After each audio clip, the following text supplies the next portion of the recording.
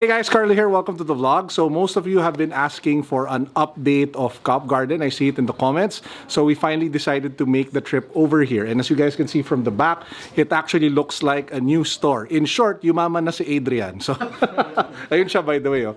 Ayun yung mayaman na yun. Yan, okay. So yumaman na siya at gumanda na ang kanyang store. So what we're going to do today is we're going to check out some of the sneakers. I'm actually looking for a GRAIL level piece myself. So we'll go over the selection of their size 12, size 13, and a bunch of other sneakers that we find interesting. If you want to see that, keep watching. So if you guys haven't subscribed to the channel yet, please make sure that you do so because we're doing a giveaway. We're giving away used Supreme boxers. De joke lang. Hindi siya used. So we're going to give this away. Also, reminder, magpapag-giveaway na rin kami ng alcohol dahil lumalaganap na ang coronavirus sa Pilipinas. So itong dalawa for the winners. So make sure that you stay until the end for the mechanics. Okay, first up, we have a couple of interesting Jordan 1s. We have the Jordan 1 Chicago 2015. Tama ba? So this is actually in my size. They're selling it for 30,000 pesos.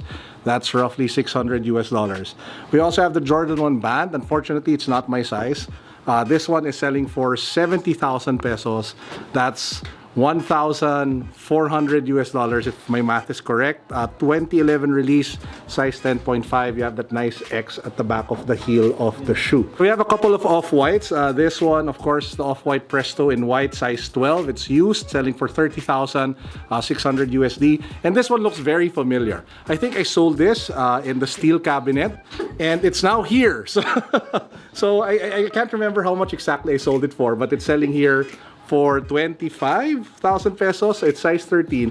And I know because at the back of this heel, when I was inspecting it to see if it was legit, there was some sort of like off mark, and you can actually still find that white imperfection at the back. So this is the same pair that I had for several months that I sold that found its way to Cop Garden. Oh, di ba? Galing. So we have a couple of Bapestas over here, size 9.5. I have a feeling ang nagbebenta nito si Gio.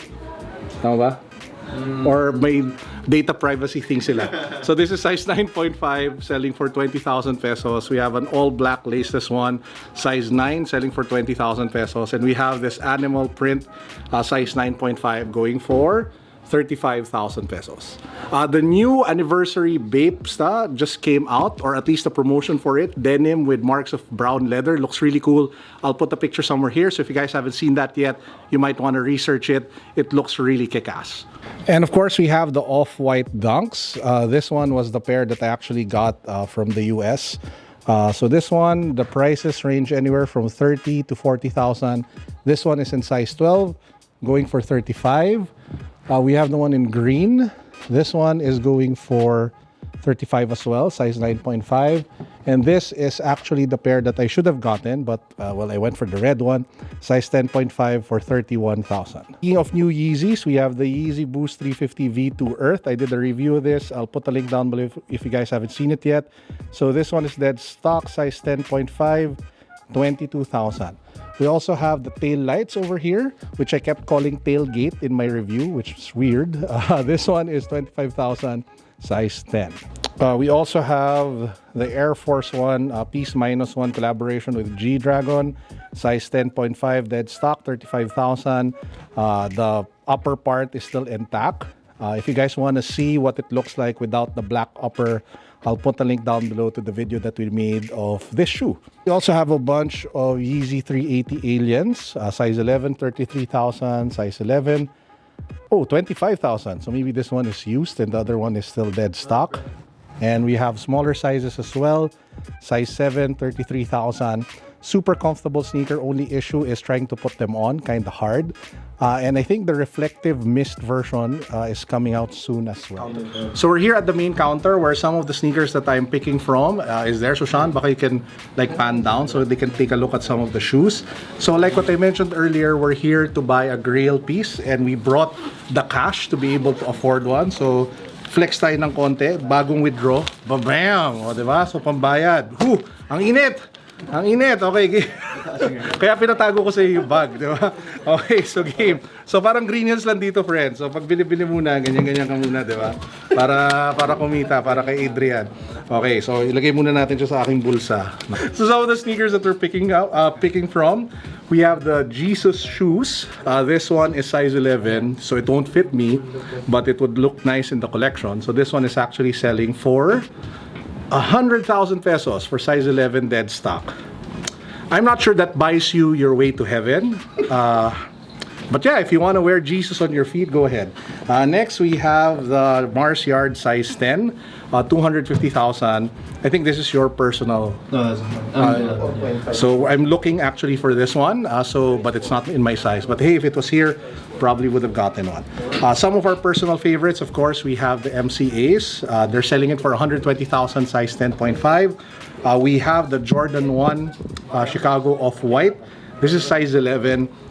And it's 250,000 pesos. It's just crazy because I can still remember the days when they were selling this in this size for just maybe a little over 100. Yeah, and now it's like 250,000. So it's doubled in value.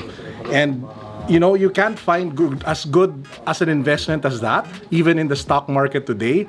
If you put your money in like different stocks, you rarely see like 100% increase in a year. And that's probably the reason why, while some people laugh at sneakerheads who invest in sneakers and flip sneakers for a living, you just don't know that what they make with one sale is what you make in your monthly salary. So don't judge, okay? Next, we have the UNCs. So this one is size 12, 70,000. I remember when the prices of this like went, diba? It went down 40s. So it's now at 70. So I mean, it's just really crazy how the prices go up and down. We have the Travis Scott Air Force Ones. This one is size 11.5, 40,000, but they also have this in my size. So I'm actually thinking of this one. Next, we have the CPFM Air Force One, which is kind of hard to find. This is in black, size 12, 32,000, so it's my size. I love the fact that the yellow, you know, accent with the air is written on the lateral side of the shoe. So seriously considering this one as well. And of course, you have a couple more staples. You have the Jordan 1 Travis Scott, size 12, selling for 60,000. I remember when this released, people were buying it for like 40 to 50, and now it's already at 60,000. Well, it actually went higher than this, but anyway. And we also have the Varsity Red 85, one of the more recent hype releases that came out locally. So this one is size 10.5, selling for 50,000 pesos, or roughly 1,000 US. Whew, 50,000. And of course, we have the sneaker that I'm seriously thinking about getting. This is the Off-White Air Force One Complex Cone, which came out, what, 3 years ago? Around 2-3 years ago. This one isn't actually exactly my size. It is size 11. It's selling for 130,000 pesos, as you can see over here. Yeah, it's a sneaker that I've been looking for quite a while now. As in talagang, So we might end up going for this. So let's give it a think. Now, before we finally decide which sneaker we're picking up, I just want to show you guys their steel section. So Cop Garden usually releases steel announcements on their Instagram account. So if you want to buy like good sneakers at great prices, you just have to follow them on IG. I'll put a link down below to their Instagram account so you can check out when they announce their steals. And just to give you an idea, this is an Off-White Vapor Max, size 8.5. It's used, but it's just 15,000 15,000 pesos. They also have like a Nike Element React 87. This one is used, size 12, but it's just 3,000 pesos.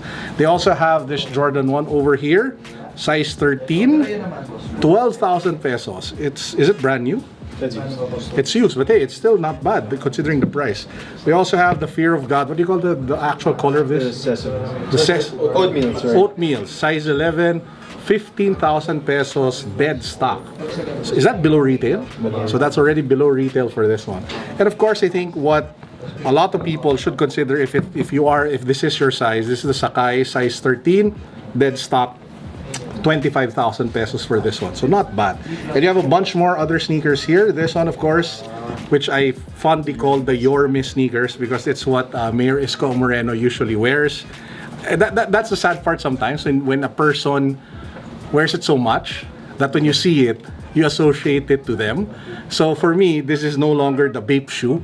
When I see it, I think Mayor Isko, and I'm not sure if that's a good thing or a bad thing. But so this is the Mayor Isko Bape shoe. So size 9, 15,000 pesos, which is dead stock. So this is size 11. Medyo madumi lang sa ilalim. So mag-alcohol kayo, baka may coronavirus. Joke lang. Okay, size 11, 5,000 pesos for the Game of Thrones Ultra Boost Winter this year. White Walkers. I remember doing the review and unboxing of the entire collection. I won't go through every single one, but if you can pan down here, you can see a great selection of steals, and they add to it daily, right? Daily. So daily you find steals here in Cop Garden, so just check it out. Check their Instagram down below. So after a lot of thought and consideration, we are going to go, obviously, with this one. Why? Because I pretty much have most of the other Air Force One off-whites. And if I just want to complete everything, might as well go for the pieces that I'm lacking. So I'm going to pull the trigger on this one, and hopefully Adrian can find me the black MoMA version so we can complete the set. And we'll probably do a semi-retirement from buying GRAIL sneakers afterwards, because I've spent a considerable amount of money on shoes. But I just find it hard to resist, especially since I'm just 2 sneakers away from completing at least the Air Force One set of off-white. So we're gonna pull the trigger on this one. This one, I'm still thinking about it. So if you see an on-feet review and unboxing in the next few days of this particular sneaker, then obviously I ended up buying it here as well. So with that said, I'll give you guys the mechanics for the giveaway. So our prize, this is the Supreme Boxer Briefs. This is size large, 36 to 38 inches. So you have 2 pieces in collaboration with Realtree. It's not used, so chill lang. Wala tong bacon lines and stuff like that. And wala naman bacon lines, matatago nung forest. Anyway, so the mechanics are simple. All you guys have to do is to follow me on Instagram, follow Cop Garden on Instagram, subscribe to the channel, and leave a comment down below on which GRAIL sneaker here at Cop Garden you would want to cop if you had the chance and if you had the budget. So just let us know, and I'll pick a winner in a week. So with that said, I hope you guys enjoyed our video for today. Please make sure that you always wash your hands, that you always use alcohol, that you do not touch your face like me, and you do not, you know, bite your fingernails and stuff like that. Try to be as, ano ba tawag mo dito? Sanitary. Sample.